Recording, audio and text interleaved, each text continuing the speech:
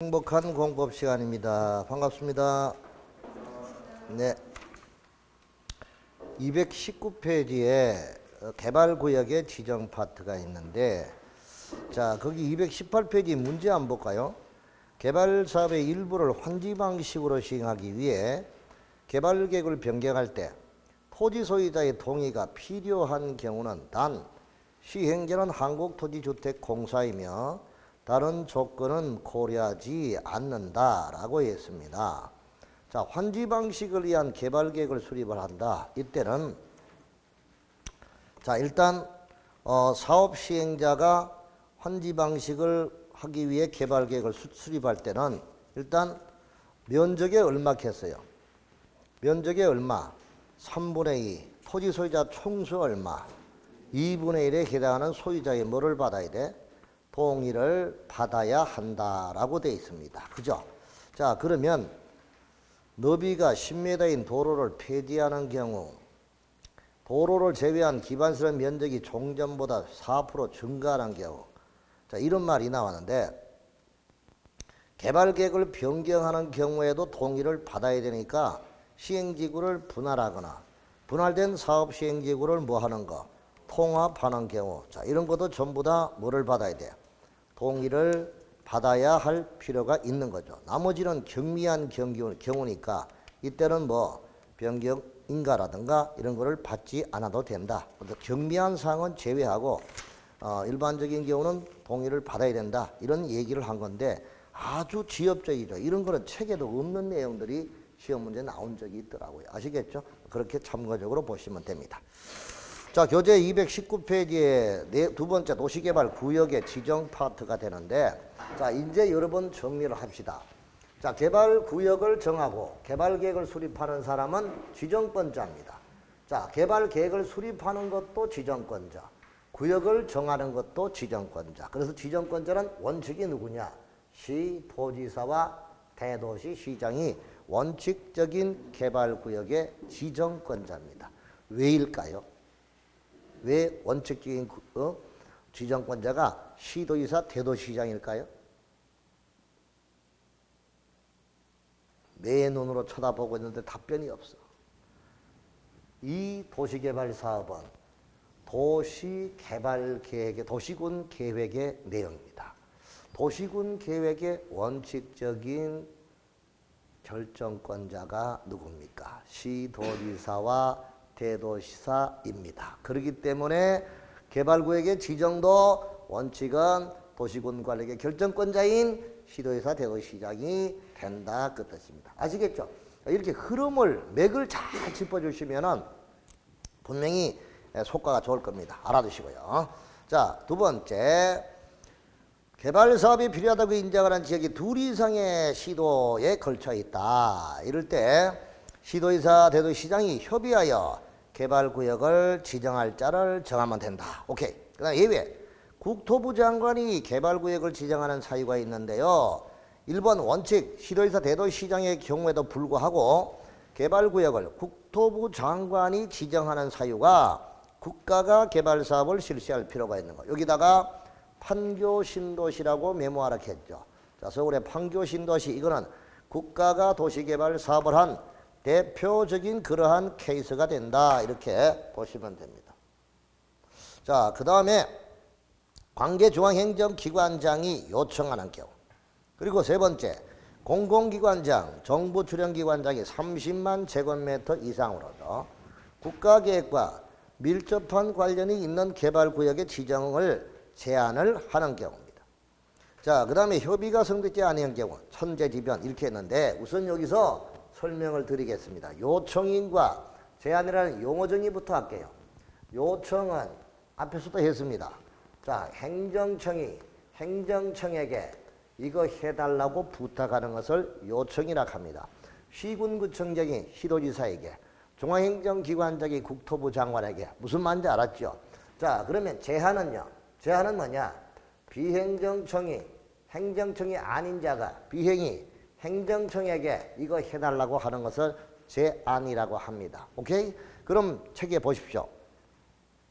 중앙공공기관장, 정부출연기관장, 공공기관장은 한국자 붙은 거 한국토지주택공사, 한국수자원공사, 한국관광공사, 한국농어촌공사 무슨 막 이들이거든요. 그럼 그들은 행정청이 아니잖아요. 공공기관은 공공기관이지만 아시겠어요?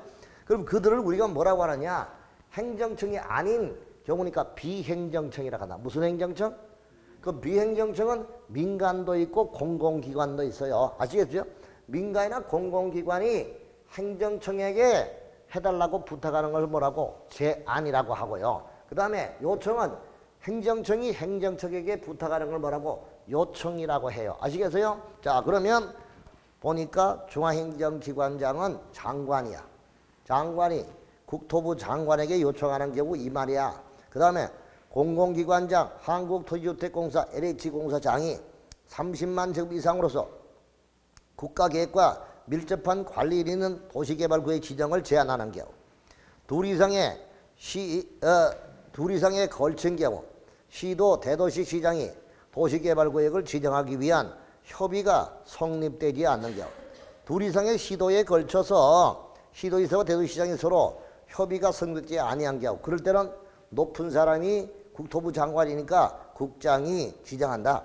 천재지변 그 밖에 긴급한 사유로 긴급히 개발 사업이 필요한 경우, 이럴 때는 국장이 개발구역을 지정한다. 다 같이. 자, 국가 시작. 국가 요청 제안 협의가 안 된 경우 천재지변 시작. 국가 요청 제안 협의 안 된 경우 천재지변. 이 5가지 사유가 있을 때는 누구가? 국토부 장관이 개발구역을 지정하는 사유가 된다. 시험 문제 이런 걸 잘 내더라고요. 아시겠죠? 자, 그럼 여러분 연관해 봅시다. 아까 개발구역의 지정과 개발계획 수립은 지정권자가 한다고 했는데, 지정권자가 원칙이 시도 대도시 시장이라고 했잖아요. 그런데 그거를 왜 그러냐? 도시군 관리계획의 원칙적인 결정권자가 시도 대도시 시장이니까 그렇다 이렇게 이야기했죠. 그러면 도시군 관리계획을 국토부 장관이 결정하는 사유는 뭐예요? 도시군 관리계획을 국장이 결정하는 거 국시 개입이라고 했죠. 도시군 관리계획을 국토부 장관이 결정하는 것은 국시 개입이라고 했단 말이에요. 국시 개입. 그런데 여기서 이제 이거는 입지규제 최소구역은 시도 대도시장으로 바뀌었으니까 이건 뺀다고 했죠. 빼고. 그러면 국시, 국가가 직접 입안한 거, 시가 봐 조정구역, 개발 제한구역. 무슨 반응이 없어 지금. 전부 다 표정들이 무표정으로 돌아가고 있어 지금. 공부가 좀 하면 무표정이 선표정으로 바뀌어요. 밝은 표정으로. 아시겠죠?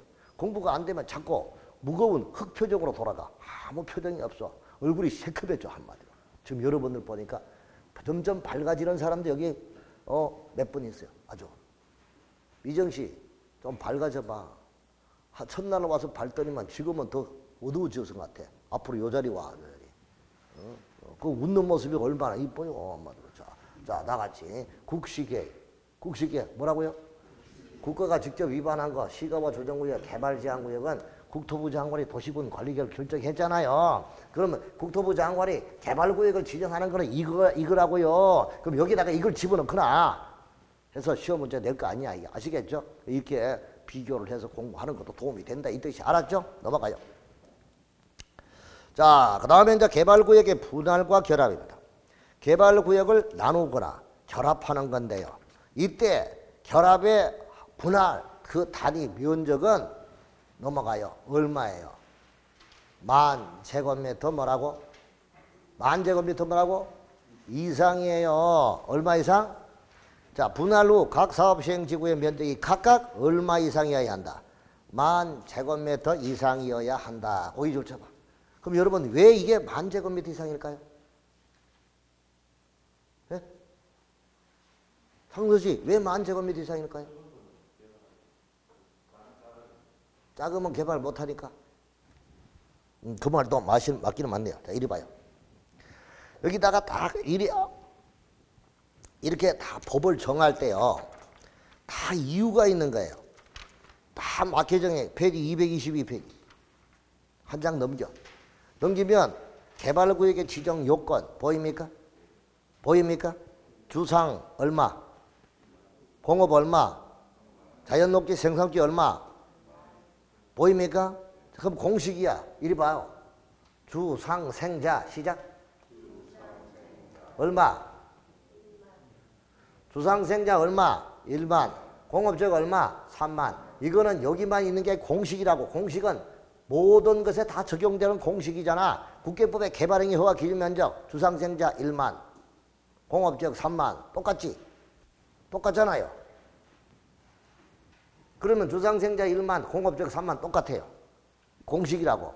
오케이? 그리고 도시적 밖은 얼마야? 30만. 그 다음에 도시적 밖에 아파트 연립계획이 나와 있고 초등학교 용지확보계획 4차로 이상의 도로 설치계획이 나와 있다. 그럼 얼마? 10만. 자, 그러면 1만, 3만, 30, 10만이죠.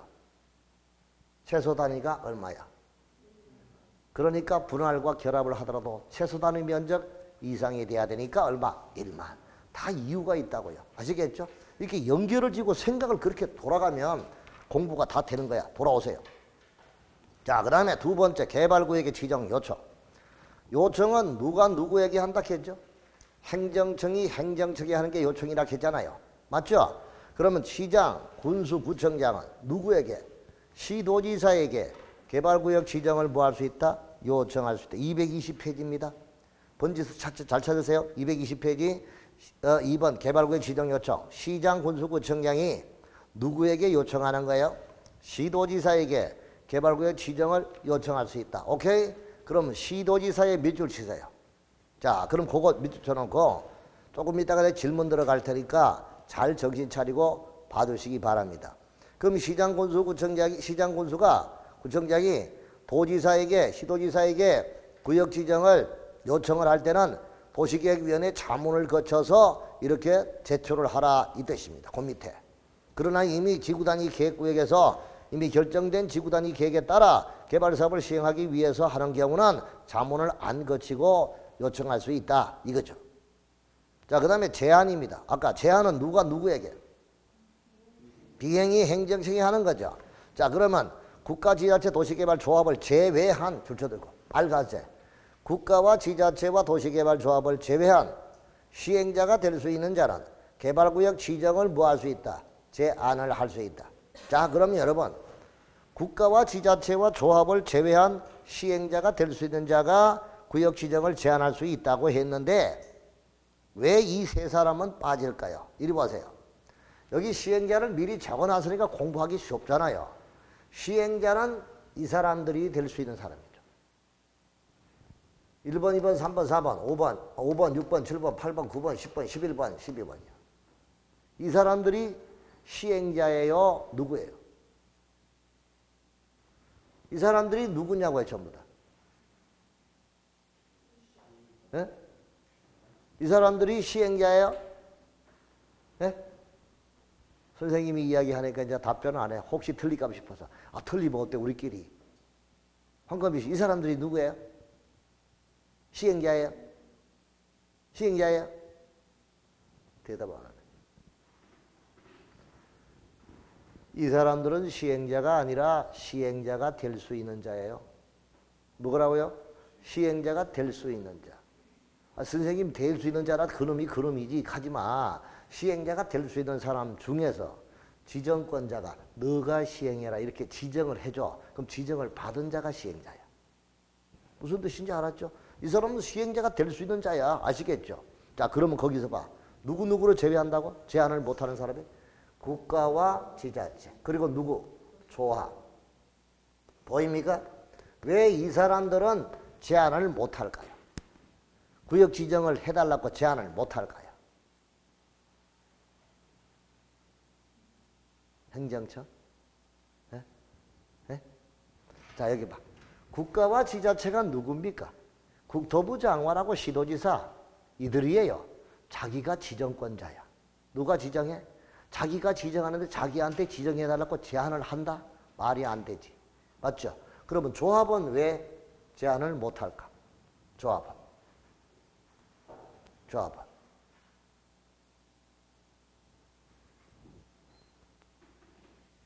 조합은 왜 그럴까요? 자, 이봐요. 조합은 언제 조합이 구성되느냐? 이때 구성이 돼요. 구역이 지정된 이후에 구성이 돼요. 뭐가 된 이후에? 구역이 지정된 이후에 개발구역의 조합이 조성된다고요. 성립된다고. 아시겠죠? 그러면 조합은 구역을 지정하기 전에 제한을 할 수 있어? 아직 생기지도 않았는데. 뱃속에 아이인데 무슨 말인지 알겠습니까? 그러니까 조합은 구역 지정을 제한을 못하는 거예요. 아시겠죠? 그래서 국가와 지자체 조합을 제외한 시행자라고 해서요. 시행자가 될 수 있는 자라고 했어요. 뭔 소리인지 알았나요? 이 사람들은 시행자 아니에요. 시행자가 될 수 있는 사람이지. 오케이? 그래서 될 수 있는 자는 구역 지정을 제한할 수 있다. 오케이? 좋아요. 제한의 상대방. 특도 시군구청장. 자, 공공기관, 정부 주령기관, 지방공사에 해당하는 자, 소유자, 또는 이전법인, 등록업자 이런 사람에 해당하는 자는 특도 시군구청장에게 구역의 지정을 뭐 할 수 있다. 제한을 할 수 있다. 그러면 거기에 누구 빠졌어요? 특도 시군구청이 제한할 수 있는 자 누구 빠졌나고요? 위에 국가 지자체 조합 빠졌잖아요. 아 참네. 누구 빠진지 몰라요? 국가 지자체 조합이 빠졌잖아요. 오케이? 그 사람들은 제한이 할 수 없는 사람이니까. 이해돼요? 오른쪽 예외 국토부 장관. 공공기관장, 정부 출연의 기관장이 아까 30만 제곱미터 이상의 국가계획과 밀접한 관련 있는 경우는 국장에게 직접 구역을 뭐 할 수 있다? 제한할 수 있다. 아까 이리 봐요. 국토부 장관이 개발구역을 지정할 수 있는 사유에 국가 요청 제한, 여기 제한, 공공기관, 정부 출연기관장이 30만 제곱미터 이상의 구역 지정의 제한 그거잖아. 그때는 누구에게? 국토부 장관에게 직접 하는 거라고요. 아시겠죠? 그걸 가지고 장난칠 수 있는데 내가 요까지 한 거 가지고 질문 한번 해볼게요. 여러분 답변 잘 하셔야 돼요. 김동현 씨 사랑합니다. 대답 안 하셔. 그냥 그럼 이렇게 하든지 해야지. 이렇게 하든가 좀. 자 사랑합니다. 표정을 안 하시네. 자 그러면 시장군수구청장이 개발구역의 지정을 요청을 합니다. 누구에게 요청합니까? 지도지사. 자 그럼 내가 말을 물을게요. 시군구청장은 구역의 지정권자에게 도시개발구역 지정을 요청할 수 있다. 맞으면 O, 틀리면 X. 맞아요? 시군구청장 요청 받잖아요. 다시 시군구청장이 지정권자에게 구역의 지정을 요청할 수 있다. 맞으면 O, 틀리면 X. X죠. 아, 잘 보셨네요. 왜냐하면요. 지정권자 하면 시도지사, 대도시장, 국토부 장관이 들어가잖아요. 여기는 시군구청장은 높은 기관인 시도지사에게 요청하는 거야. 무슨 말인지 알겠죠? 그래서 지정권자를 하면 안 된다고요. 누구에게? 시도지사에게 요청한다. 이해되시죠? 그러면 시도지사가 누구에게 요청할 수 있어요? 시도지사는 국토부 장관에게. 중앙행정기관장은 누구에게 요청? 국토부 장관에게. 무슨 뜻인지 알았죠? 그렇게 이해를 하고 가면 된다 이 뜻이에요. 그래서 공공기관장, 정부출연기관장이 30만 제곱미터 이상의 국가계획과 밀접한 관련이 있을 때는 누구에게? 국토부 장관에게 직접 뭐 할 수 있다? 제안을 할 수 있다. 이해되시죠? 알아두십시오. 그런데 시험 문제 이래 나왔어요. 한국토지주택공사가 국가계획과 밀접한 관련이 있는 경우 20만 제곱미터의 구역을 지정의 제한을 국토부 장관에게 제안을 했대. 맞는 거야, 틀린 거야? X. 왜? 왜? 30만 제곱미터 이상이니까 이때는 누구에게 제안을 해야 돼? 국장에게 하는 게 아니고 누구? 시도지사. 그렇죠. 그렇게 이해를 해 주셔야 됩니다. 아시겠죠? 잘했습니다. 자, 서류를 제출하고요. 그 다음에 민간 시행자는요. 토지 소유자의 동의가 필요합니다. 그래서 여기 네 번째, 토지 소유자의 동의 줄쳐두십시오. 토지 소유자 또는 수도권 외 지역 이전하는 법인 등록업자 7호부터 11호까지 해당하는 사람, 이걸 전부 다 한마디로 말하면 민간 시행자. 무슨 시행자? 민간 시행자가 개발구역을 지정을 제한할 때는 대상구역 토지 면적이 얼마? 3분의 2 이상에 해당하는 소유자의 뭐를 받아라? 동의를 받아라 이 말이다. 그럼 여기는 중요한 거죠. 민간 시행자가 구역 지정을 제한할 때는 면적이 얼마야? 3분의 2에 해당하는 소유자의 동의를 받으면 되죠. 그러니까 뭐는 없어요? 총수 동의는 없잖아요. 전부 다 개발법은 면적의 3분의 2, 토지 소유자 총수 2분의 1인데 여기는 총수의 동의가 없다고요. 알았죠? 면적의 얼마? 3분의 2에 해당하는 소유자의 동의만 받으면 된다. 자, 이때 동의자를 선정할 때 토지 소유권 지상권을 공유하고 있대. 그러면 그 경우도 아까 봤잖아. 대표자 몇 명? 한 명이다. 오케이? 그 다음에 구분 소유자는 뭐라고? 각각. 뭐라고요? 각각. 이해돼요? 이 공식만 이해하면 돼. 이게 다 공식이니까 똑같이 적용된다 이 뜻이야. 넘어가요. 자, 그 다음에 결과 통보. 개발구역 지정을 제한받은 국장, 시도지사, 시장, 구주구청장은 제한 내용의 수용 여부를 1개월 이내에 체크하시고 1개월 이내에 제한자에게 통보하고 다만 협의가 지연된 불가피한 사유가 있을 때는 1개월 범위안에서 통보기간을 뭐 할 수 있다? 연장할 수 있다. 오케이. 자, 그 다음에 개발구역의 지정을 하기 위한 면적 요건입니다. 다시 한 번 더. 도시적 안에 주상생자 1만. 시작. 주상생자 1만. 여기 생산 녹지는 30% 이하다 하는 전제 조건이 있다는 것도 알아두셔야 돼요. 자, 공업지역은 얼마? 3만. 자, 그 다음에 도시적 밖이래. 도시적 밖은 30만이야. 얼마? 30만. 그러면 그런데 공동주택 중 아파트, 연립주택 건설 계획이 나와 있고 갑은 초등학교 용지가 확보되어 있고 납은 4차로 이상의 도로에 설치를 하는 경우 이런 경우에는 얼마? 10만 제곱미터 이상이면 된다. 오케이? 자, 그럼 정리할게요. 다시 흑방 봅시다.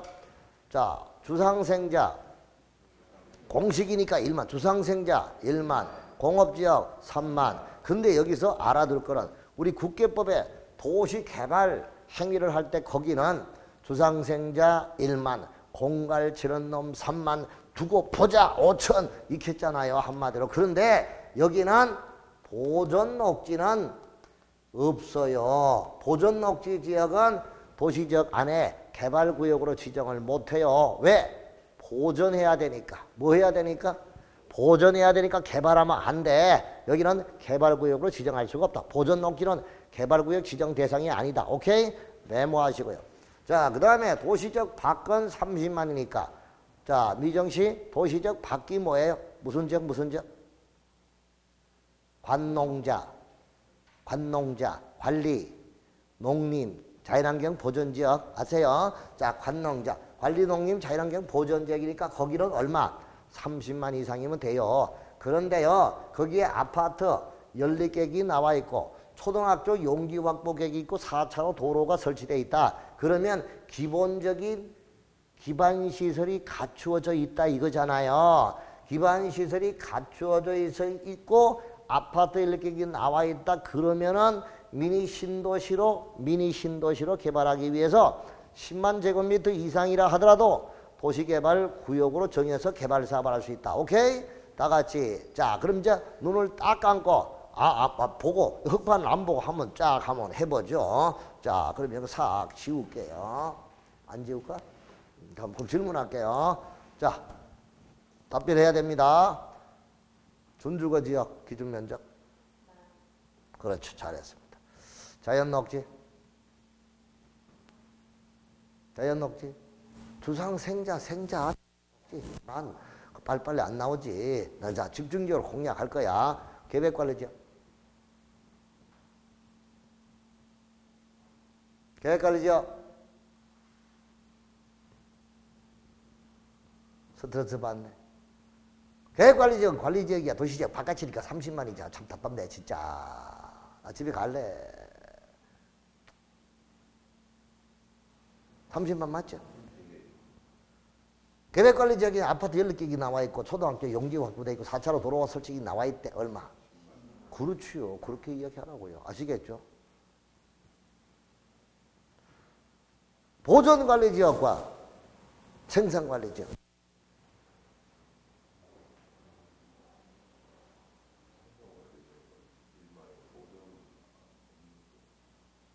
없는데요.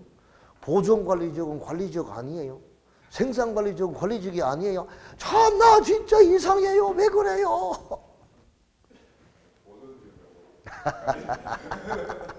그렇죠. 그런 생각할 줄 알았어요. 일단 여기는요. 도시적 밖이라 하면 여러분 관농자예요. 알았어요? 관리지역은 보생계잖아요. 보존관리, 생산관리, 계획관리 이해돼요? 자, 그리고 농림지역과 자연환경 보존지역은 다 일단은 30만입니다. 아시겠죠? 그런데 거기에서 아파트 14개기 나와 있다는 것은 거의 다가 계획관리만 얘기하는 거야.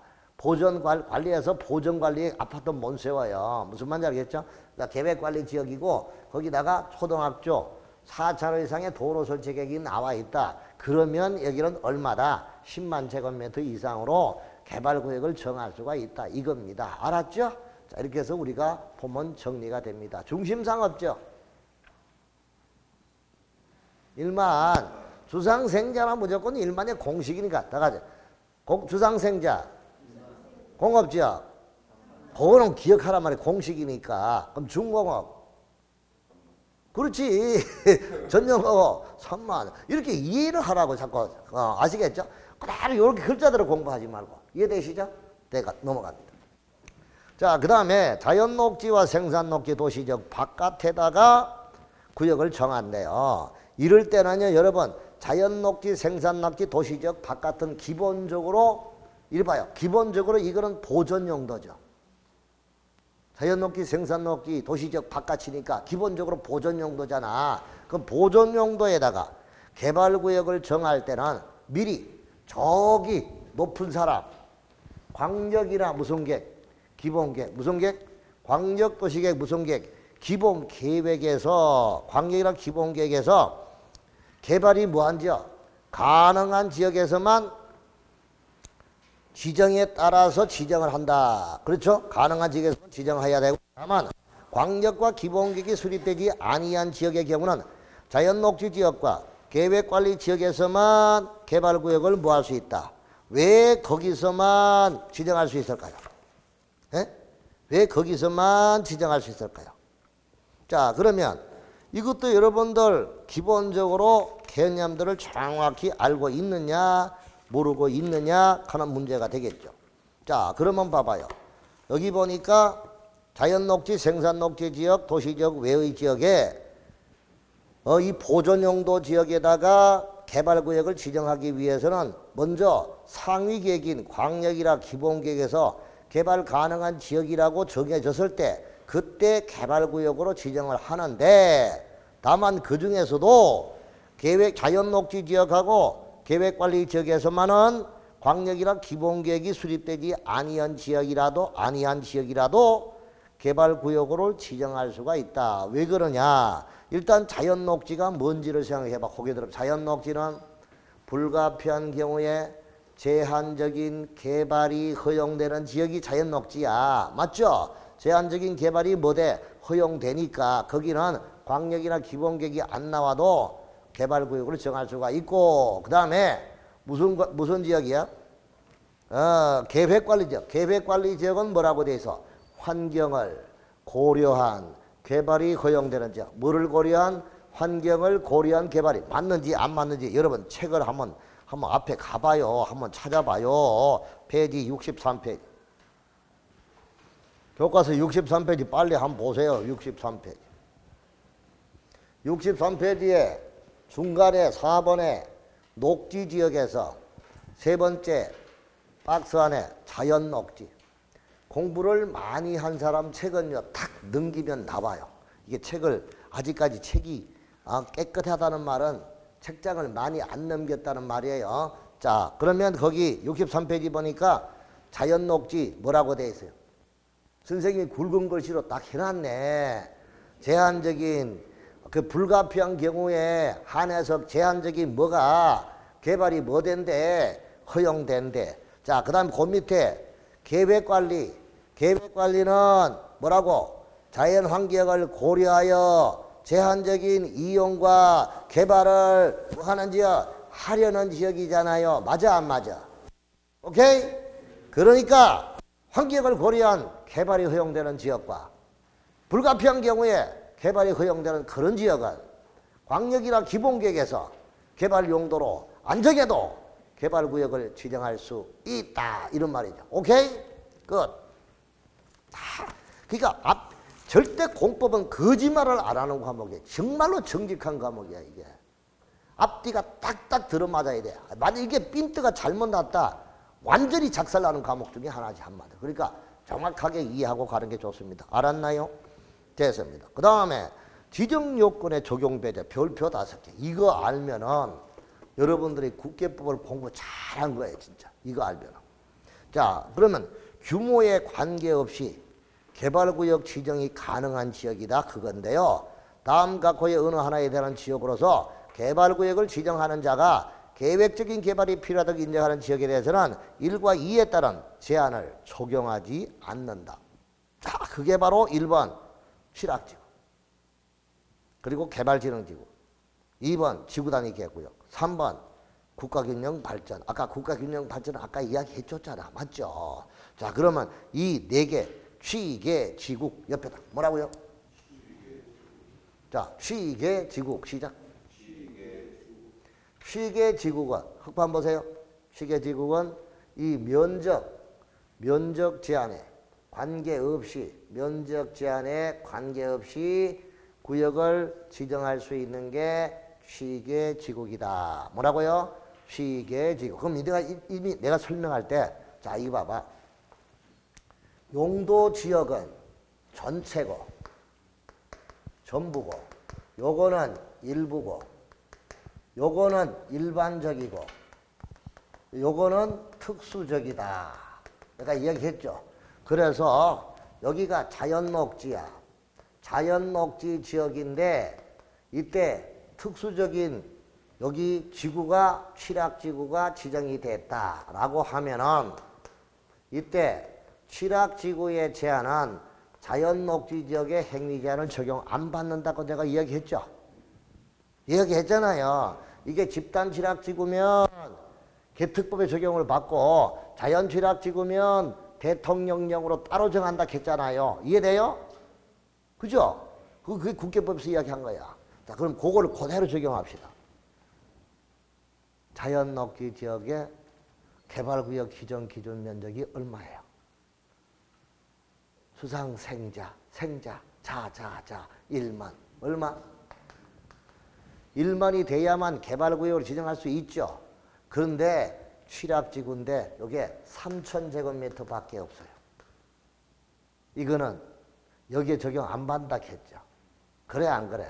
그러니까 취락지구는 이 작은 규모 3,000제곱미터 이 자체로도 개발구역을 지정할 수 있다. 이것이 뭐에 관계없이 면적 기준에 상관하지 않고 개발구역을 지정할 수 있다. 이겁니다. 이해돼요? 됩니까? 네. 자, 그 다음 개발진흥지구도 마찬가지예요. 똑같이. 내가 지난번에 자 여기 계획관리지역이야. 계획관리지역에 간에 수공업을 하는 사람들이 옹기종기 모여 살고 있어. 요거를 수출입을 확대하고 하기 위해서 여기다가 산업, 유통, 개발, 진흥지구로 지정을 했대요. 그럼 여러분 계획관리지역의 개발행위 허가 기준 면적이 얼마입니까? 창선시. 그렇죠. 와, 박수. 너무 좋아요. 기분 좋아요. 30만. 30만이 돼야 되잖아요. 계획관리지역 바깥이 도시지역 바깥이니까. 맞잖아요. 근데 여기는 요게 만밖에 안 된대요. 그렇다 하더라도 요 10,000제곱미터 요 자체로 개발구역을 뭐 할 수 있다? 지정할 수 있다. 뭐 뭔지 알았죠? 그러니까 뭐에 관계없이 면적 규모에 관계없이 구역을 지정할 수 있다. 이게 취계예요. 아시겠죠? 그리고 지구단위 계획은 당연한 거죠. 지구단위 계획은 뭐에 의한 제한을 받는다? 지구단위 계획에 의한 제한을 받지 용도지역의 행위 제한을 안 받는다고 했죠. 그렇잖아요. 똑같아요. 자, 그 다음에 국가균형 발전을 위한 거 아까 설명하다가 조금 보완을 적게 한 것 같은데요. 자, 이렇게 다시 한 번 더 봐봐요. 여기다가 경부 라인이고 여기는 호남이고 여기는 강원도예요. 그럼 여기는 농림부 장관이 농공단지를 만들려고 하는데 단지니까 도시개발 사업 맞죠? 맞잖아요. 그럼 농림부 장관이 국장과 협의를 해가지고 요청을 해가지고 여기다가 농공단지 하나 만들려고 한대.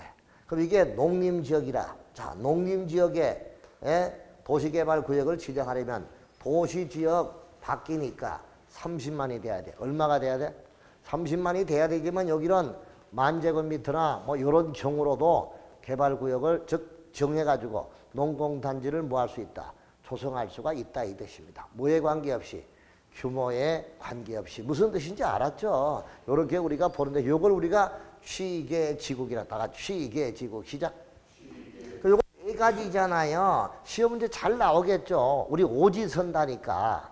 다음 주 면적에 관계없이 개발구역을 지정할 수 있는 경우가 아닌 것 이렇게 낼 수 있잖아요. 맞죠? 오케이? 그러니까 취계지국을 정리하라 이 뜻입니다. 아시겠죠? 이거 공부를 할 정도 같으면 이해가 되면 공법 잘한 거예요. 솔직히 말해. 국계법 공부 잘한 거야. 이해 잘한 거니까 자신감을 가지세요. 두 번째, 둘 이상의 용도지역에 걸치는 경우래요. 이거는요. 이렇게 생각을 한번 해봐요. 일단 여기가 주거지역이에요. 여기가 공업지역이에요. 여기가 상업지역이래요. 이거를 주거단지로 만들기 위해서 도시개발 사업을 한대요. 그럼 일단 아까 자 여기 주거지역의 면적, 상업지역, 공업지역의 면적의 자 3분의 1이래요. 그럼 이렇게 보니까 공업지역을 3등분 내니까 요런 모양이 되겠죠. 요렇게 해가지고 요렇게 해서 개발구역을 정할 수가 있구나 이 말이에요. 근데 이제 이때 요렇게 개발구역을 정할 때 이 개발구역의 지정 규모가 최소한 얼마가 돼야 된다. 요걸 합한 면적이 얼마? 합한 면적이 얼마가 돼야 돼요? 10,000제곱미터 이상일 것 가져라. 자, 가번 한번. 도시지역 안에서 박스입니다. 둘 이상의 용도지역에 걸칠 때는 다음 계산에 따른 A가 10,000제곱미터 이상일 것 보입니까? 체크했죠? 다만 생산녹지 지역이 포함이 될 때는 생산녹지 지역이 전체 면적의 몇 프로? 30% 이내여야 한다. 주거상업적 면적과 공업적의 면적의 3분의 1과 자연녹지 생산녹지를 합한 면적이 A 얼마면 돼? 10,000제곱미터 이상이면 된다 이 말이잖아. 그럼 여기서 보니까 여기 주거지역, 상업지역, 공업지역이 걸쳐 있다면 공업지역의 3분의 1하고 주거지역, 상업지역을 다 합한 면적이 이게 전체가 얼마면 돼? 10,000제곱미터 이상만 되면 개발구역으로 두 개 지역이 걸쳤을 때 묶어서 10,000제곱미터가 되면 그것도 개발구역으로 지정할 수 있다 이 말입니다. 알았나요? 이걸 우리가 볼 수 있는 거죠. 자, 그 다음에 동일한 목적에 여러 차례에 걸쳐 부분적으로 개발하거나 연접하여 개발하는 경우로서 다음 요건을 모두 갖출 때 이때도 개발구역으로 지정해서 개발할 수 있다. 넘어가요. 자, 그 다음에 이제 개발구역을 지정합니다. 개발구역을 지정하기 위한 절차가 거기 나와 있는데 일단 개발계획 수립, 그 다음에 구역의 지정을 하는데 구역을 지정하고 조합 설립인가하고 시행자 지정하고 실시에 작성해 사업 시행하고 이렇게 하는 게 전체적인 순서가 되는데 여기서 구역을 정하고 개발계획을 짜기 위한 그 계획이 어떻게 되느냐? 자, 이렇게 보죠. 방금 보시다 앞에 배웠어요. 구역 지정의 제안이, 그 다음에 요청, 이 절차를 거쳐서 이제 기초 조사 절차를 하겠죠. 그 다음에 주민 등의 의견을 청취합니다. 자, 주민 등의 의견 청취를 거칩니다. 주민 등의 의견을 청취를 거친 다음에 그 다음에 협의 절차 거치고 그 다음에 심의 거쳐서 그 다음에 개발구역을 지정하고 이것을 고시를 하게 되겠죠. 이렇게 고시가 되면 일반에게 보여줘야 됩니다. 연락. 이런 절차로서 구역이 지정이 되는데 여기서 주민 등의 의견 청취해서 보니까 공청회가 나와요. 뭐라고요? 공청회. 그럼 이제 공청회는 여기는 주민의 의견을 거치기 위해서 공람과 공청회를 하는데요. 공청회는 할 수도 있고 안 할 수도 있고 있습니다. 그런데요. 자, 규모가 100만 제곱미터 이상의 개발구역을 지정한다. 그때는 반드시 의무적으로 공청회를 개최해야 돼요. 그래서 공청회 개최는 할 수도 있고 안 할 수도 있는데 100만 제곱미터 이상의 구역 면적이 100만 제곱미터 이상일 때 그때는 공청회를 거쳐야 된다. 이렇게 알아두시면 되겠죠. 자, 그럼 이제 전체적으로 그림을 그릴게요. 제한은 아까 봤습니다. 국가와 지방자치단체와 조합을 제외한 시행자가 되고자 하는 자가 지정권자에게 제한을 한다고 했잖아요. 맞죠? 자, 그 다음에 또 공공기관장이나 정부 출연기관의 장이 30만 제곱미터 이상의 구역 지정을 제한한다. 그때는 국토부 장관에게 직접 지정을 제한한다. 오케이? 자, 그 다음에 이제 제안을 하고 요청합니다. 요청은 시군구청장이 누구에게 하는 거야? 시도지사에게 구역 지정을 뭐 한다? 요청을 합니다. 이해되시죠? 지정권자 가만 안 낸다 했잖아요. 그럼 시군구청장이 시도지사에게 요청을 하는 거야. 그럼 이렇게 이제 요청을 받든 제안을 거치든 해가지고 기초조사합니다. 자, 기초조사는 앞에 우리가 국계법에서 볼 때 광역도시계획, 기본계획, 관리계획 할 때 기초조사 거치는데 기초조사는 어느 계획의 기초조사 절차를 준용합니까? 어느 계획? 관리계획이 기초조사야? 광역이야? 기본계획이야? 네? 기초조사에 관해서는 우리 법에서요. 광역도시계획의 기초조사에 관한 규정을 정하도록 하고 있습니다. 왜? 제일 먼저 나온 계획의 기초조사가 광역이네. 그래서 광역도시계획 기초조사에 관한 규정을 준용한다. 그래서 그대로 우리가 알아두면 돼요. 자, 그럼 한번 볼게요. 페이지 224페이지. 자, 그런데 차이점은 이리 봐요. 국계법에서 광역이나 기본계획이나 관리계획 기초조사는 인구, 경제, 사회, 문화, 교통, 기후 이런 걸 조사하거든요. 그걸 반드시 조사를 해야 돼요. 의무사항이라고요. 기초조사는. 그런데 여기 도시개발구역을 지정하기 위한 기초조사는 이거는 임의사항이에요. 반드시 하는 필수적인 의무사항이 아니라 임의사항이다. 이게 다른 점이에요. 그래서 확인할게요.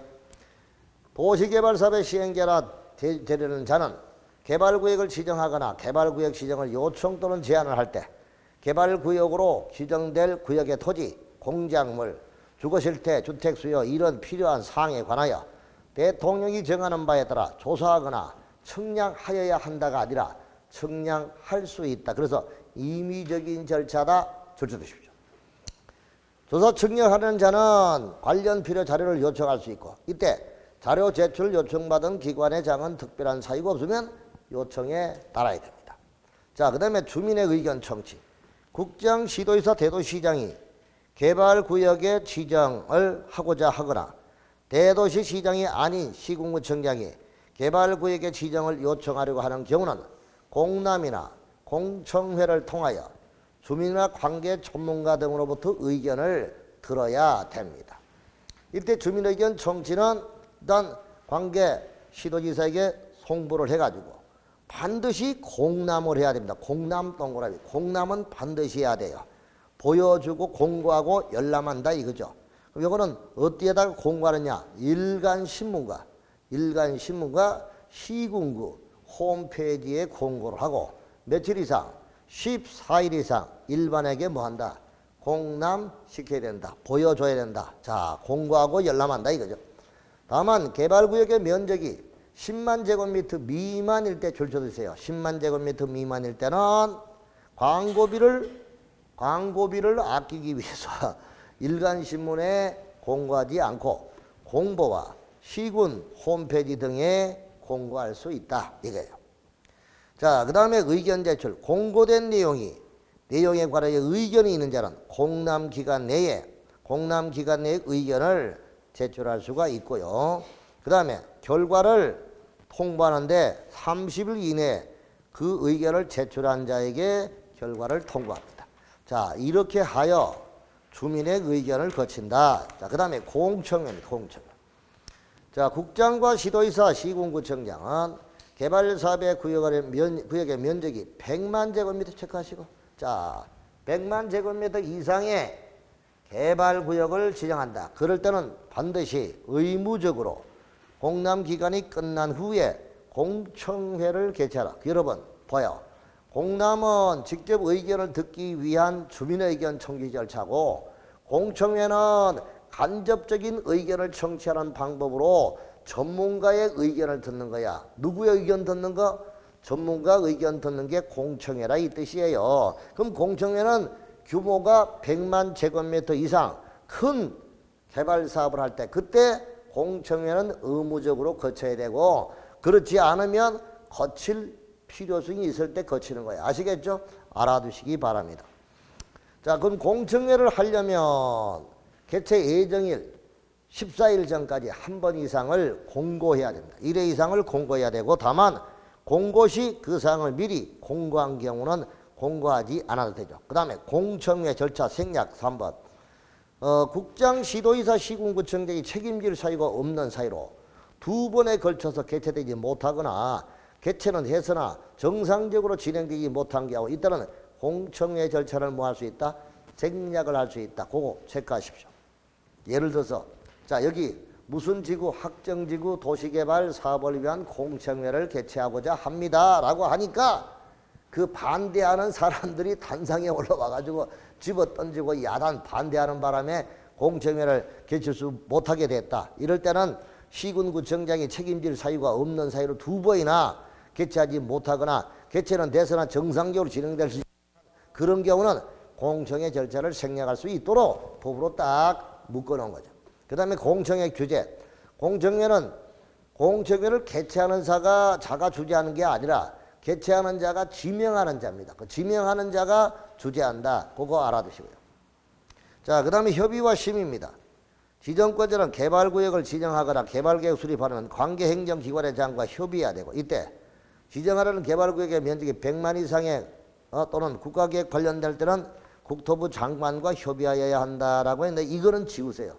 그러니까 일단 개발계획을 수립하려면 관계행정기관장과 협의하여야 한다. 그까지 살리고, 그 밑에 이 경우 지정권자는 여기서부터 협의하여야 한다까지를 지우시기 바랍니다. 삭제하라고요. 페이지 227페이지 위에 3번에 협의심의에서 반가로 1번 협의 그 파트. 자, 그래서 지정권자는 개발구역을 지정하거나 개발계획을 수립하려면 관계행정기관의 장과 협의하여야 한다. 그까지만 남기고, 그 다음 이 경우부터 협의하여야 한다 하는 걸 삭제하라 이 뜻입니다. 됐나요? 알아서요? 몰라서요? 체크했죠? 그거는 법 개정이 되면 삭제된 내용인데 내가 잘못 집어넣었어요. 자, 그 다음 도시계획위원회 심의 절차를 거치고요. 이렇게 해서 개발구역을 지정고시합니다. 제일 밑에. 구역이 지정고시가 되면 그게 어떤 구역이 되느냐 이 말이죠. 자, 그게 바로 지정고시의 의제 이렇게 되는데, 자, 지정권자는 개발구역을 지정하거나 계획을 수립한 경우는 간보나 공보에 고시합니다. 그리고 대도시장이 지정권자일 때는 일반에게 공람을 시킨다. 넘어가시고, 그 다음에 국장에게 통보합니다. 그리고 이제 구역이 지정이 되면 지정의 효과. 자, 도시지역과 지구단위 계획구역의 결정고시로 간주한다. 자, 여기 볼게요. 여기서 이제 개발구역이 지정이 되면 그 지역이, 자, 농림지역이든 산림지역이든 상관하지 않고 도시지역 및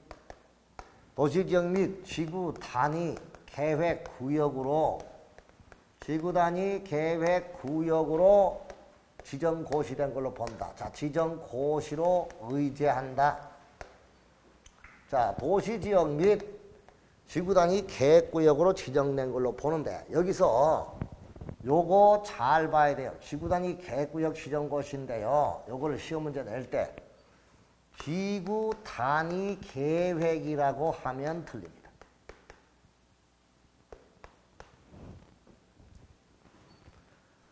자, 개발구역이 지정이 되면 도시지역과 지구단위 계획구역으로 지정된 걸로 보는데 지구단위 계획으로는 결정곳이 된 걸로 보지 않는다는 겁니다. 왜? 지구단위 계획구역이 지정되면 3년 내에 지구단위 계획을 수립하잖아요.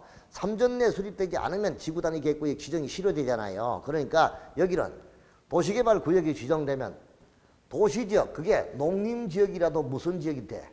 도시지역이 된 걸로 보고요.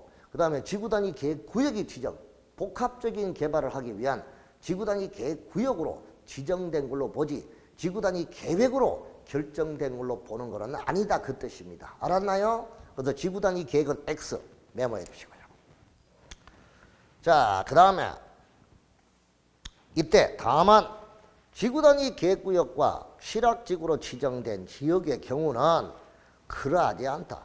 지구단위 계획구역과 실학지구로 지정이 된 것은 이미 그 지구단위 계획과 실학지구로의 특별한 규정이 있으니까 거기에 의하고 여기는 도시지역과 지구단위 계획구역으로 결정곳이 된 걸로 보는 게 아니다 그 뜻입니다.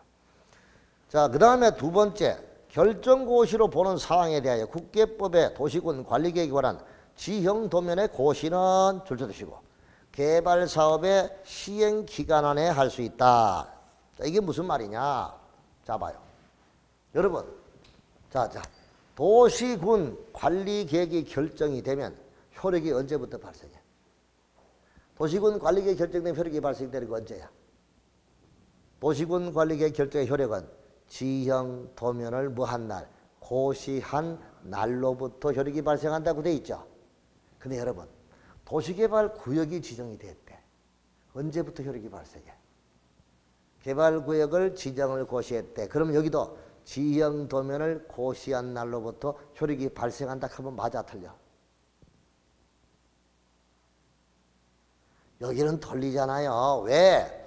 여기 지형 도면의 고시에 그 할 수 있는 시기를 무슨 기간으로 해놨어? 사업 시행 기간으로 해놨잖아요. 오케이?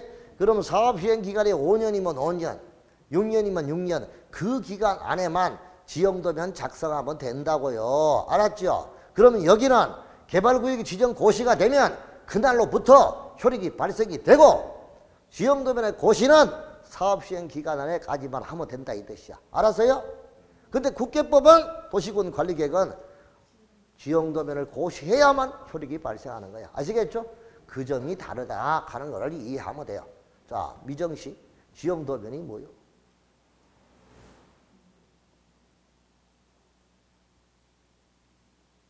알기는 아는데 이제 말로 표현하기 좀 그렇죠. 내가 알고 있어요. 지적도에다가 종이에다가 수치 기록으로 한 게 지적도잖아. 거기다가 그림까지 그려서 등고선 몇 그림까지 그려서 고시하는 게 지형도면의 고시예요. 무슨 말인지 알겠죠? 그러니까 보통 수치 지적부라 하면 숫자를 적고 거기다가 지적, 수치 지적, 그 지적 뭐 몇만 분의 몇 이거 집어넣고 그림으로 그리지 않았잖아요. 한마디로. 그런데 거기다 그림까지 그려가 등고선 넣고 그림까지 그려가지고 도시군 관리계획사항을 명시하여 고시하는 게 지형도면에 대해 이 뜻이야. 알았죠? 그래서 국계법에는 용도지역이 지정이 됐다 하더라도 지형도면에 고시를 해야만 효력이 발생해요. 아시겠죠? 그래서 도시군 관리계획은 지형도면에 고시를 한 날로부터 효력이 발생하는데 도시개발구역은 지정이 되면 그날로부터 효력이 발생하고 그 대신에 지형도면은 복잡하니까 사업시행 기간 내에 해도 된다 이 뜻입니다. 알았나요? 자, 됐습니다. 자, 그럼 여기까지 해놓고 또 연결을 지어야 되는데 여러분들이 또 집중이 안 될 것 같아. 조금 쉬었다가 또 마무리하겠습니다. 또 그대로 놔두세요. 마무리할게요.